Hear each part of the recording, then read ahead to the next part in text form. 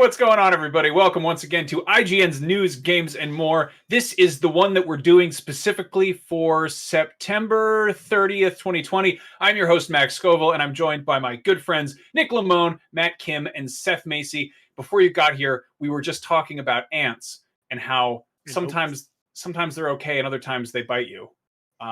But we have another very special bug to talk about who's actually an arachnid known as Spider-Man. This is one of the biggest pieces of news to come out today, which is we got a big drop about what the remastered version of Marvel's Spider-Man looks like on PlayStation 5, and everybody is all worked up about it because they made Peter Parker look very different. Who has the most impassioned opinions about this topic? Ooh, I'm wound right up. I think Nick had wanted Is to it say Nick? something. Nick, you go. I am zero passion about the subject. I just think it's so silly because when I devoured Insomniac Spider-Man game when it came out on PS4. I powered through that game in a weekend and I just loved every single second of it. But the one thing that really stood out to me about the game was just how fun it is to play Spider-Man and not Peter Parker. So, like, understand that people are upset that, he looks completely different than the character I remember from a year ago, but I don't know. I honestly don't care about his facial reconstruction surgery. And according to the director of the game, Brian Intihar, he was saying that it does have to do with trying to cast a facial actor who does more resemble Yuri Lowenthal, the voice actor of Spider-Man. And so that defeats the purpose of voice acting. He probably knows something that I don't as the person who doesn't make video games. So I'm like, okay, yeah, that's fine. This is your game. You can do whatever you want. Yeah, we decided to redesign Bugs Bunny so he looks more like a human man because that's who voiced it. Like, it's Spider-Man. Who cares? Like, I think it has to do with their facial capture. I think that's what it has to do with. There's an elephant in the room, right? And is that the new face model for Spider-Man, for Peter Parker, does look like someone, but it doesn't look like Yuri Lowenthal. I think it looks like Tom Holland. Oh yeah, huh? Yeah, everyone's he looks pointing a little young. Which it's weird because that's the other big complaint is that regardless of whether or not you like how it actually looks, everyone's like, Peter Parker looks way too young. Like he's supposed to in the game have been Spider-Man for 8 years at that point. He's a grad student. He's supposed to be like, like a little more grown up, but he definitely looks like a youngster to me. To fix that right up? Little pube stash. I think they should give Spider-Man a huge they should give him the Henry Cavill Justice League mustache. There you go. They digitally removed it from the movie. They just drag and drop it and put it on PlayStation 5. It's good to add a perk where you reload your arms in the game too when you get out of a fist fight. So I'm actually I don't know. If I hadn't read any of the comments on this or looked at anything, I would have been like, hey, all right, looks pretty cool. I'm into it. Because I thought I had a weird problem with the hair in the PS4 Spider-Man game. I think that was basically a perfect video game with the exception of the hair. Everyone in that game had hair that looked like Christopher Walken's hair in the Dead Zone. Like it had just weird, like supernatural kinkiness to it, which I just it was like it was odd. It was a weird the best I love Christopher Walken's hair in the Dead Zone does an amazing thing where it starts out normal and flat, and then through the course of the movie, as things become more and more creepy and strange, it starts doing the Super Saiyan Vegeta nonsense that my hair is doing. It's like it's trying to get away from his head. So I don't know. I thought that they had like it was a weird texture for PS4 Spider-Man, and now they've got a new different one. And I don't know. What sucks is that like this game has been mismessaged across the board since day one. Like I feel like they haven't been able to. They can't say anything about this game without saying three things that everyone gets either confused by or angry about. And in this case, like they did drop a bunch of really cool stuff about it, like that the PS5 remaster will look better than ever. It's going to have, ray tracing technology. The environments are going to be more detailed. Remember when everyone was mad that the puddle didn't look as good as the puddle in the E3 demo or something? Yeah. Now they'll look good. Bad times. Yeah. Yeah, and now those puddles will be ray traced. Yeah, exactly. Yeah, and it's going to be running at 60 frames a second, and it's going to be gorgeous, and it's like that's very cool, but I don't know. Everyone's really angry about the different mocap guy. I think it would have been funnier if they did the face change but didn't tell anybody about it until after the remaster came out, and people just booted it up on their PS5. They're like, I remember this game from 2018, and Peter Parker comes in. He's like, I'm Peter Parker, and they're like, what? Who's this guy? That would have been pretty weird. That'd I be mean, that's real good. they did that in The Dark Knight when they just were like, yeah, Maggie Gyllenhaal is the new Katie Holmes. Yeah. Surprise. It's just They they're don't like, even acknowledge it. They did They it with were- yeah. Rhodey in Iron Man 2. They're just like, Oh, hey, God, it's that's right. my friend Rhodey, and they're like, oh yeah, okay. yeah. God. Yeah, I feel like if there is an award for having to probably be kicking yourself more than anybody else, I imagine like Terrence Howard is probably up there. Yeah. Like, Dude, oh, after yeah. Hustle and Flow, he was just like, you know what? I deserve more. Yeah. And you know what? I would say Terrence Howard does deserve more, but passing up on MCU for Yeah, I mean it's kind of a bird in the hand, two in the bush yeah. kind of thing. Like that's Right, you right. want to be in like two of the best, highest grossing movies of all time down Yeah. the road a little bit. But anyway, we are definitely off the topic here. Let's talk about something else related to Marvel, a different timeline, a different corner of that universe, specifically the cinematic universe, where they have announced the casting for the upcoming Disney Plus Miss Marvel show. Which follows Kamala Khan. You may know her from her sort of Gumby powers in Marvel's Avengers, and she's been cast sort of a newcomer named Iman Vellani, who hasn't really done a whole lot. She's like 18, so she's young. She's people like me and you. clearly got somebody who Wait. doesn't have a bunch of Says our disease will kill us in the end. be better because this is. Are you guys at all familiar? The Avengers were set up. Matt, tell us a little bit about The so-called cure, Miss Marvel Kamala Khan it's is just not lining up. she starts There's out something as a wrong and I can feel it. Avengers fangirl, right? Like she writes Don't you? Avengers fan fiction. And I suggest you both get off my land. huge What is fangirl. that? And then she discovers Aim that calls she's an people like Inhuman. me and That was human. when the whole like Wait. Inhuman Says our storyline disease will was, like, kill up. us in the end. By Mist, discovering she has stretchy powers.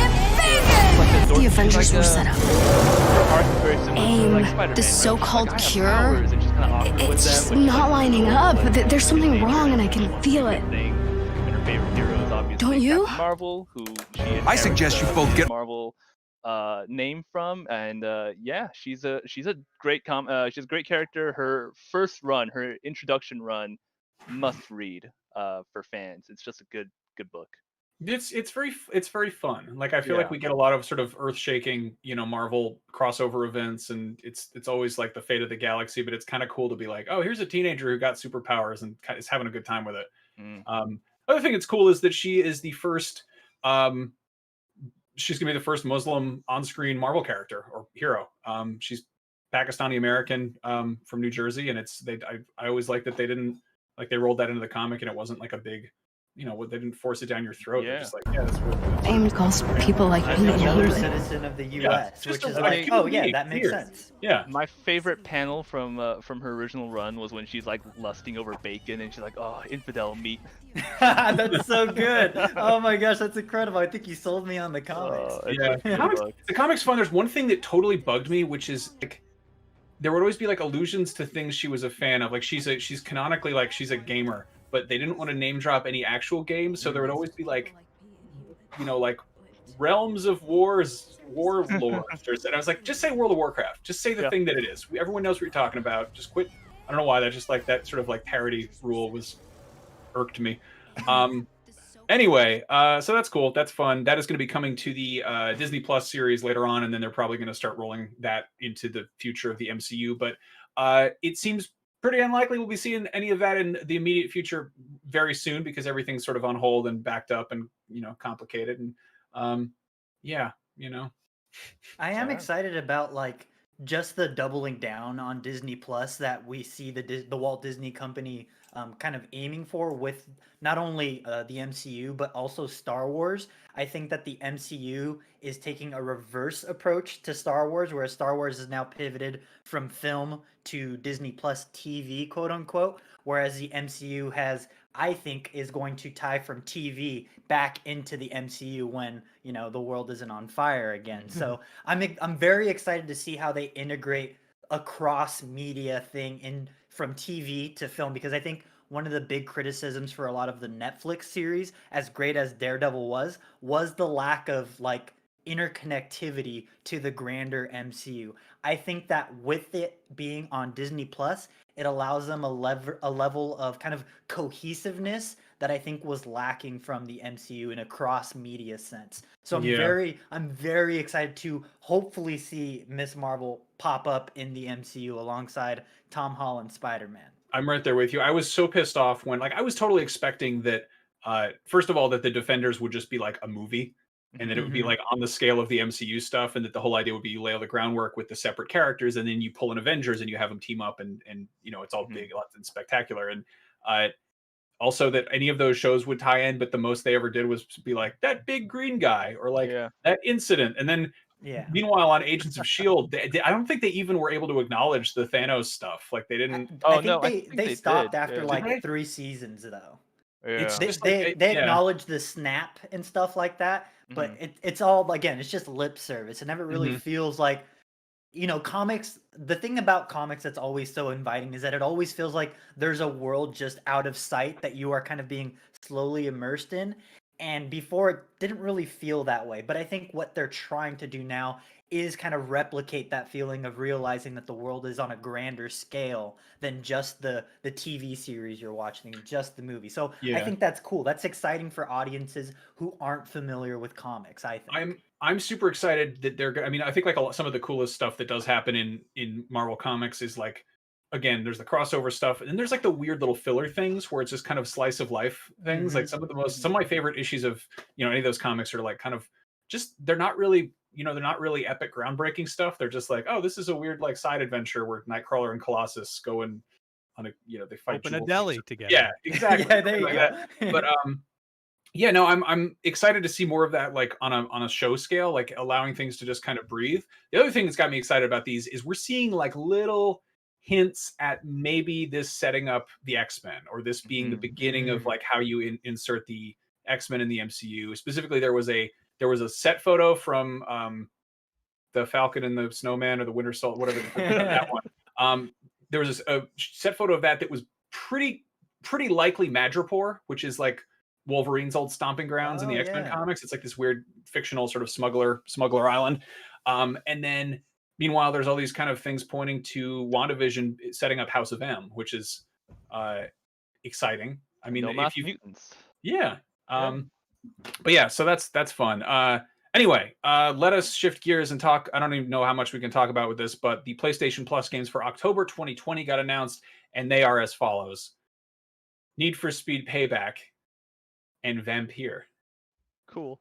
Yeah, hell yeah. Vampire. I can't. No, it's fine. Vampire's all right. I messed around with it for a while. That is the sort of don't nod action RPG about vampires, obviously. I think that one only interested me. Oh, I'm sorry, Seth. I cut you off. Oh no, I was just saying I kind of like vampires and I like action RPGs. So, and it's free. I love that. There it is. Yeah. No, this game, I messed with it when it first came out, and I was like, it's got its issues, but it's also got some really cool stuff going on. And I think just the fact that, you know, if you're sitting there twiddling your thumbs waiting for this sort of deluge of fall releases, or holding out for next gen, this is like a cool little time sink, and it's in this wonderful spooky I don't think it's Victorian London. Victorian. I think it's Victorian. Yeah, I think it's Victorian. Yeah. Really? I always screw that up. I just use Victorian for like anything. Like it, sometimes I say it about stuff that's like Elizabethan or Georgian or Edwardian. Yeah, don't even go there. If you can't see ankles, it's Victorian. It's not true. Huh. That's not true. That's not a real. I totally bought it. That's you not sold a me on it barometer. That's not entirely. a barometer for historical accuracy.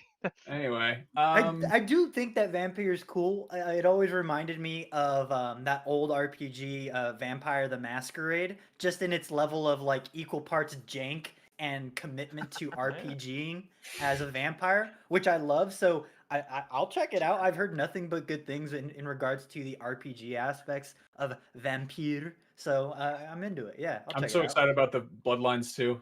Yeah. Oh, dude, me too. Just sexy vampire adventures in Seattle, like the first one was Santa Monica, right? I think so. Yeah. Yeah. Like what a cool setting for vampires. Like I'm gonna say, if you are something that catches fire in direct sunlight, you would probably have better luck in the Pacific Northwest than in the greater Los Angeles area. Hey man, they can't help where they live. They're just, they're stuck living in California. They can't Isn't move that to, they can't isn't move that to the Seattle. premise of was 30 Days of Night, right? There's a bunch of vampires in Alaska because there's 30 days of it. Yeah. Oh, Yeah. That makes That's a lot of great sense. idea. Meanwhile, Great it's like pitch. there's a whole La La Land song about how much sunshine there is in LA. So, Yeah, no. Seth, do we have anything going on in the Twitch chat? For some reason, I cannot see the YouTube comments. Someone wants to know, is there baseball in the vampire game? And before I read that, I didn't understand what they meant. Now I think that's a Twilight reference. Is That is a Twilight Twilight reference. Yeah. I'm not really much of a twihard, but I do have a casual appreciation specifically for the baseball scene, which I maintain is probably the third or fourth best X-Men movie. Just that scene. Just It's set to Muse's supermassive black hole. It's great. It's the perfect combination. It's Victorian era England, so if anything, there might be a cricket scene. Oh, cricket match. Right? Okay. Anyway, we've spun our wheels a bit here, which is another thing you could do on PlayStation Plus with Need for Speed. Nice. Is that a good Payback one? or whatever. No, it's. I don't think it is. That's. I mean, they all kind of blur together because they're going so fast. But also, no, I think we gave that like a 6 out of 10 or something. But hey, it's a free race car game, so what are you gonna do? It's free video games. Now, on the subject of more video games, we did get a huge, big announcement that is sort of par for the course. We were all kind of expecting it, but Call of Duty Black Ops Cold War is having zombies mode, and it got revealed and shown off. And it seems like it definitely seems more in the serious side of zombies things. Like they don't have Jeff Goldblum playing a magician this time around, but it is big miss. But the new map is called Die Machine, a location. More than a nod to Nacht der Untoten, the map that started it all. Excuse my ignorance on this topic. I do not claim to be. That's German for Night of the Undead. Oh yeah, I get it.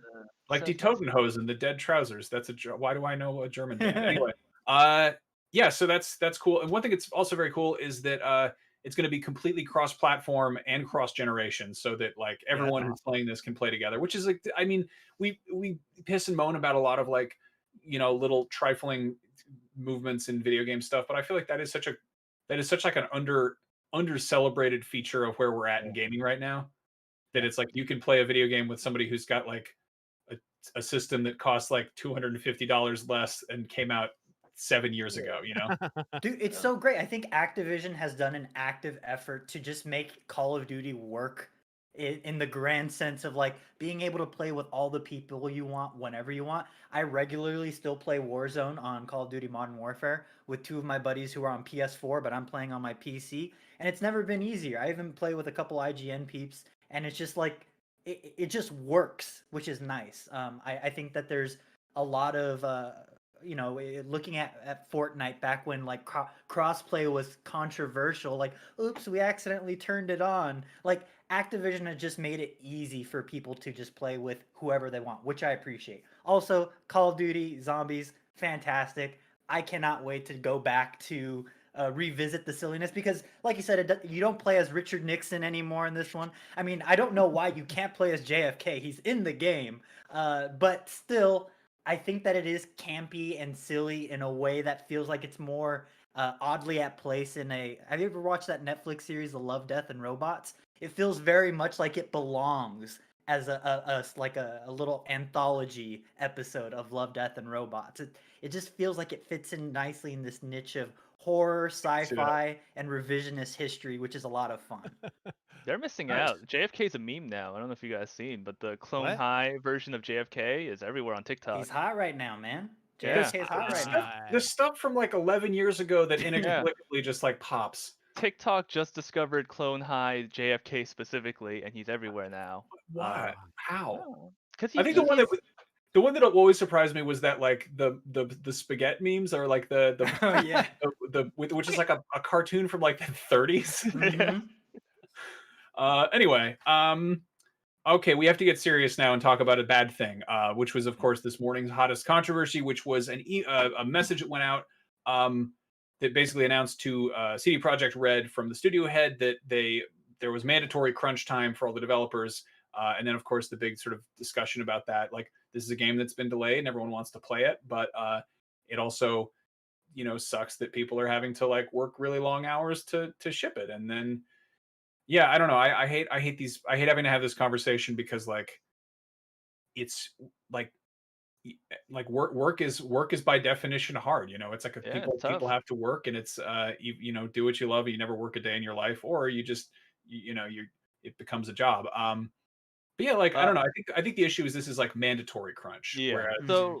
So this story different. So we've talked about crunch in the games industry a lot. I think Red Dead Redemption 2 comes to mind because that story stood out because Rockstar actively embraced crunch. Right? They said that this is something that our culture likes and that our employees enjoy doing.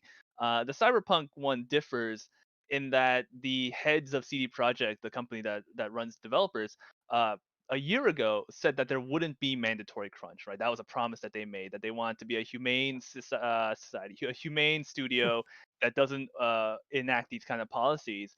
And in the letter that CD Projekt Red's boss sent out to employees when they announced that they were going to start enacting 6-day overtime was that they specifically said, we know that we broke this promise. We know we said that we weren't going to do this, and now we have to make you do this. And so that's why this story in particular is interesting from previous crunch stories, is that it was something that the studio, failed to prevent, right? Essentially, is that they said we're not going to do this. We're gonna enact policies in which we can avoid this, and they missed their target, and so now they have to do it. yeah, Yeah. I mean, it's also that's an impassioned studio. Like you can, I remember a story about some of the devs working on The Witcher and how like they were the guys specifically who were in charge of like making those gorgeous skyboxes, like making the clouds look like real actual clouds. Mm. And somebody was like, "You're okay, it's good. The clouds look fine. Go home." And they were like secretly staying late to work on the clouds more because they were like, Right. "We want perfect clouds." And like that game has amazing clouds, so like it paid off. But yeah, I don't know. I mean, this is it's also like it's messed up to assume that like it's kind of it's a double-edged sword where like if you're like it's crunch is totally optional, it's not mandatory, go home to your families if you have to, and there's like a handful of people who are you know, working extra hard because they're really impassioned, then anybody who isn't jumping in that is sort of like, well, they didn't tell me I had to, Mhm. but I don't feel like I'm pulling my weight, you know, like I don't know, Yeah. it's a complicated matter. I'm going to approach this very carefully and saying that coming from a production background, because I am a show's producer at IGN, I'm usually involved with a lot of the bigger productions that you see during E3, back when that was a thing, Gamescom and all that stuff. And there's this, it is exactly as Max described. It is a double-edged sword because, you're working with so many different teams. You're getting, so exhausted because you're coming right down to the wire when things are supposed to go live. And that's just like I think crunch has always been a part of Hollywood culture in the entertainment industry, something that's expected and something that the industry has kind of cut its teeth on being prideful on. But I do think that there is a healthy balance of knowing when to call it quits because there's diminishing returns. I think that there is often a point, as someone who does often spend additional hours trying to make sure that things come off just right. I always approach her from, oh, I would never expect anyone else to do this, but I'm just a broken human being who wants to make sure that this is correct. But I could also see how me thinking that Mhm. also puts the onus on other people who are not, who physically are unable to put in the hours that I do, and kind of make them uncomfortable now because they're now in the spotlight without me having good intent, like me having good intentions, but it's still coming off wrong. So it is a tough, it is a tight rope to walk. But usually I think it's just a matter of planning, and in this case, it looks like CD Projekt Red Mhm. unfortunately did not plan appropriately. One thing that is very nice is that it said like I think what is it, like 10% of the profits from that game is going to be split up among the team who made it, which is Mhm. again, that's a huge team, Yeah, and that's 10%, but gonna be a there's lot a of money. that's it's Yeah. that is very likely going to be the best selling game of the year, and Yeah. Oh yeah. yeah, If I and had to guess, I would say that they looked at their time period and they said, we either lose this much money by Mhm. delaying it again, or we put up with the bad PR by putting people on crunch. And they said it's going to cost us less to deal with this PR than it is the amount of Mhm. money that we're going to lose by not getting it. It's a lose-lose situation for everyone, except for people Yeah. who just like love this kind of story. yeah, It's I'm really I'm excited for the people working on that game to eventually get to finish that game. And I know that that's not going to happen until after they ship the massive DLC expansion and all of the free updates they've promised, and then probably start, tinkering away at the multiplayer. But hopefully a handful of people get to take vacations and maybe, put an extra house floor on their house or whatever with this bonus that they're probably going to get from this massive game. So yeah. I would say, like, if you do plan on buying Cyberpunk 2077, I would, and you are going to play it on PC, I would, as someone who is also a consumer who likes to be conscious of how I'm supporting the developers that I like, I would recommend picking it up on their website, GOG, because all of the funds actually go directly to CD Projekt Red if you buy it through their storefront, as opposed to Steam, which takes a cut. So if you really care about what they're doing and you want to reward people for working 18+ hour days, consider giving them all of the money instead of splitting that money with Steam. Yeah, and while you're there, go grab some old classics. Go get some good old games. You can play Metal Gear Solid. Yeah, get Metal it. Gears. Yeah. There you go. Perfect. Oh, and Yeah. they also, it's not 10% of the profits of the game, it's 10% of their 2020 profits.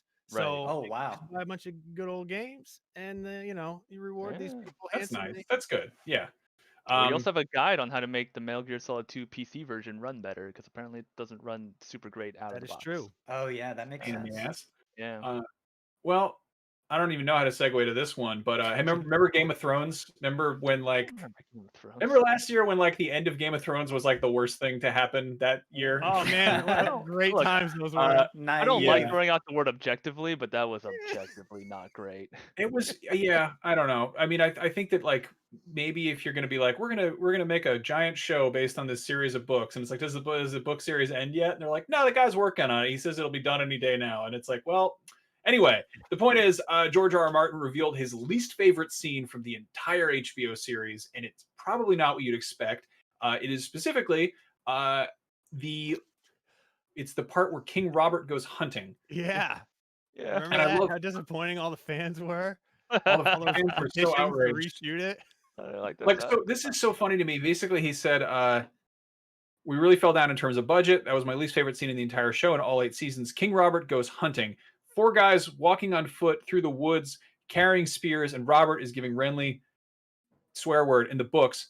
In the books, Robert goes off hunting. We get word he was gored by a boar, and they bring him back, and he dies. So I never did a hunting scene, but I knew what a royal hunting party was like. There would have been 100 guys. There would have been pavilions. There would have been huntsmen. There would have been dogs. There would have been horns blowing. That's how a king goes hunting. But he wouldn't have just been walking through the woods with 3 of his friends holding spears, hoping to meet a boar. This is such a specific, nerdy reason to hate that scene, and I love it. And he's absolutely right, though. And I looking back on it, I was thinking, actually, yeah, it is kind of lame that the king of all of Westeros is just in the woods with some buds, I'm like, just a couple guys being dudes, man. I just assumed that they were away from the pavilions and the horns. I thought that maybe there's a whole I was picturing a whole Ren fair off to one side, and they were off walking because they wanted some privacy and some bro time or whatever. They don't even show him getting gored by the boar in the show anyway, so it's what's even the point? He's just there to be mean to his brother and then die afterwards.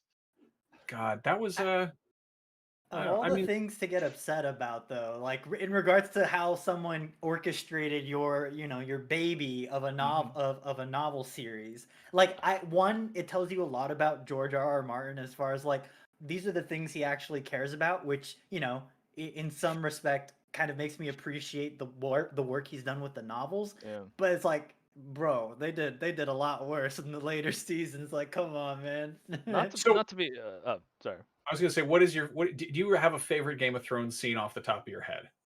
I think the one, it's the super prototypical answer, but it's the one that really struck the chord with me as this is what this series is the Red Wedding. I thought that there was just there's no way that a show could do something that this just did. And the fact that it left me mortified when the credits rolled, I was like, wow, that was really cool. I didn't know this show would do that. Also, the death of Ned Stark in season 1 was pretty powerful as far as hey guys, this isn't just your everyday fantasy. This is real. I had legit nightmares after the end of season 4 with the Viper in the mountain or whatever. Yeah. And Oh was my yeah. I had like nightmares about the mountain, and then the next day I went on like Instagram or something, and it was Pedro Pascal and the dude who plays the mountain just posing together, and I was like, Hanging out. it like made me feel better, and I was like, I'm an adult man. I know it's not a real show on account of the dragons and whatnot, but like Yeah. it was just like I was like, oh, they're okay, it's all good.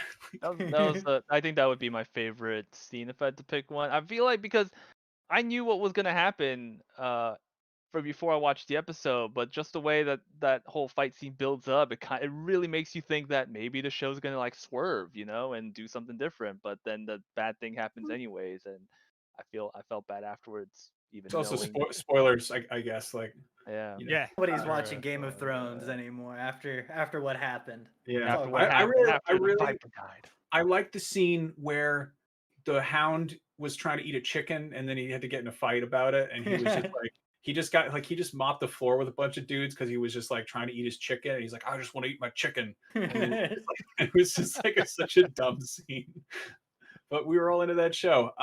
We let's were, see. weren't we? Yeah. So there's exciting news. It's always good to have something to look forward to in this hellscape of a year. Super Smash Bros. Ultimate is getting more DLC. There's going to be a new character joining the fray, and it's going to be revealed on Thursday. Do we have any guesses, any contenders that we know of? Matt Kim, maybe? I'm gonna tell y'all what my good friend DM'd me this morning when you heard the news is that it's 2020, so it's gonna be a character no one asked for.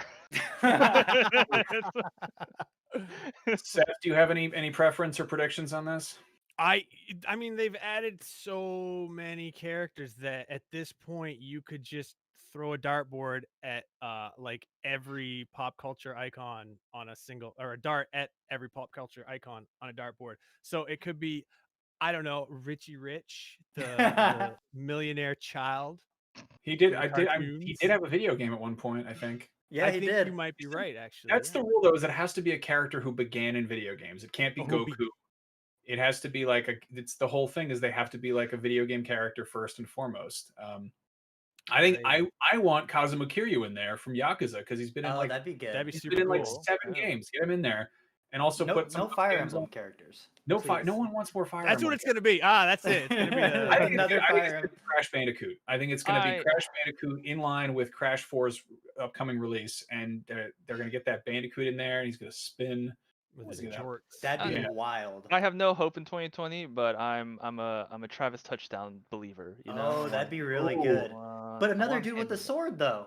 Yeah, but it's cool because it's He's definitely lightsabers. cooler. Yeah, He's it's definitely cool. cooler. He's Yeah, definitely cool. I I wonder if you want- still have to charge up your sword in the Yeah, game. Like that would rule. He's kept inching closer and closer to reality because before, back when people asked for him, it was like that, like, oh no, he's too rated M, and then they threw Bayonetta in there, and now it's like no All one's bets written are there. off. Yeah, no one can be rated anything M that enough. gets Suda 51 some more time to just be Suda 51. I'm there for it.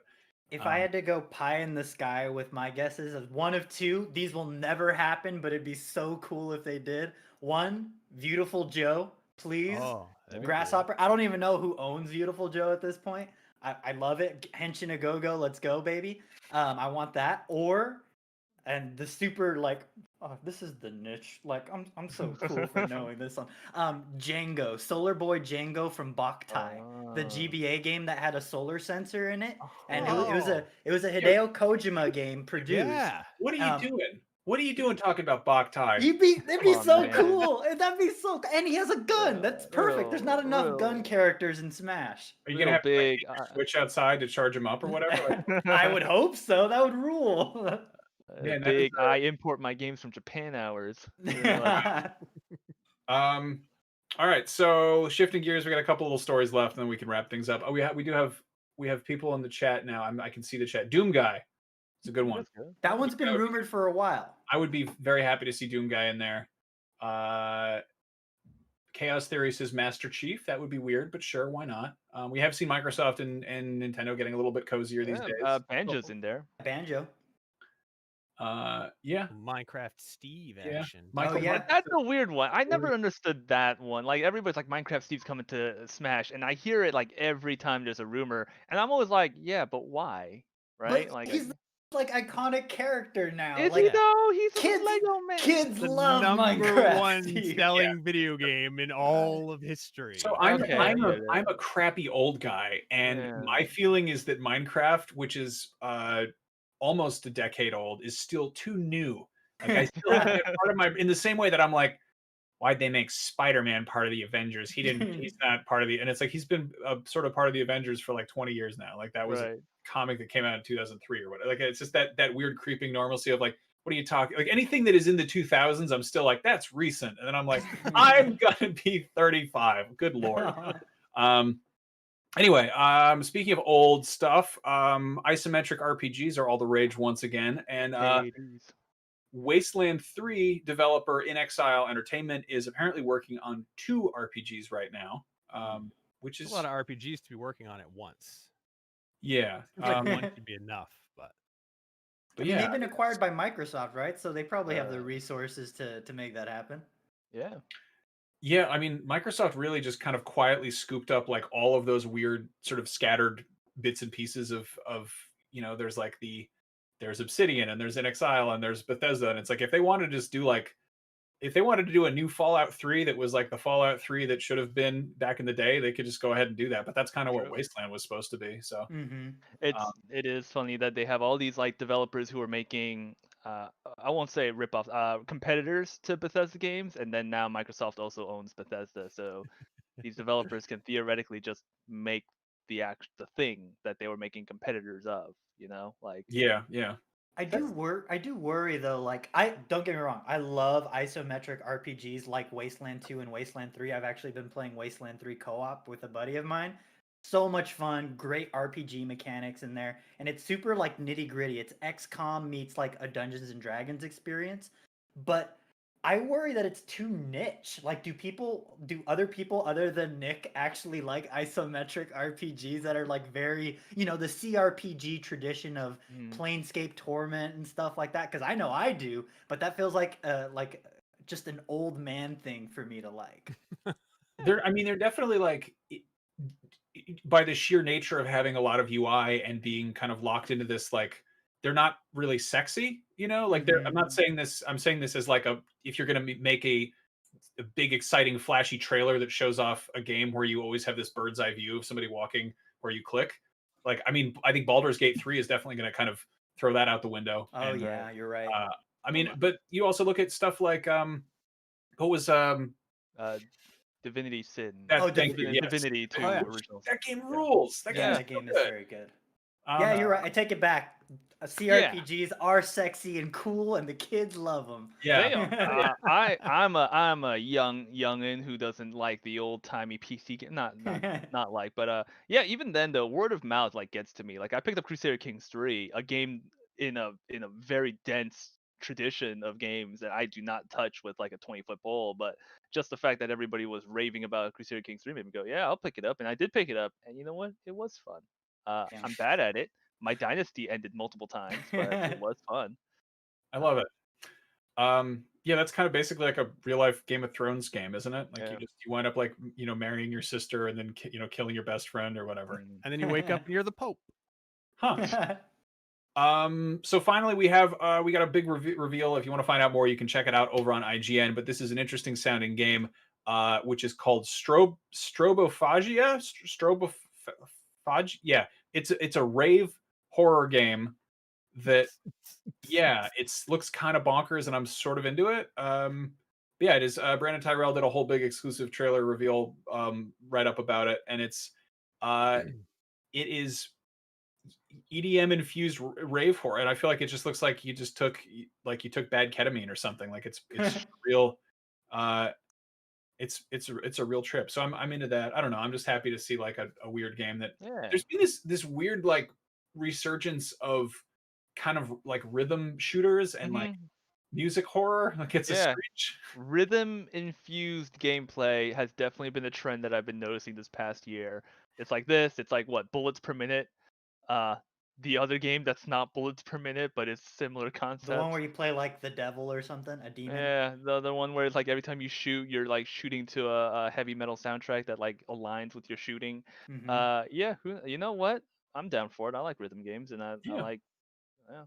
I think it's also doing it in like a distinct visual style that you just don't see a lot in games, which I kind of love. I'm all for exploring new genres and new territories with the medium, and as far as how they're presented and what the general population will deem as like, yeah, it's okay that a game looks like this. It looks different than the usual just brown and gray that I'm used to. So I like color. I like games that have, that take a chance with infusing it with psychedelic colors. I think that's neat. Yeah, just trying new things. Anyway, that about wraps things up. Gentlemen, thank you all for joining me and just always a pleasure hanging out and chatting. We had one question from Revolutionary J. He says, any news on Ghost of Tsushima multiplayer? I have no news on that, but we might have some tomorrow. Maybe. I'm not actually saying that. I'm just saying it could happen. I have no idea. But we will have another episode of this show tomorrow at 4:00. And then right after that, I will be hanging out with Brian Altano on Up at Noon, and we're going to be playing with some toys and being real goofballs. And yeah, that's it. That's the end of the show. We're done. Good night, everybody. Bye. Bye.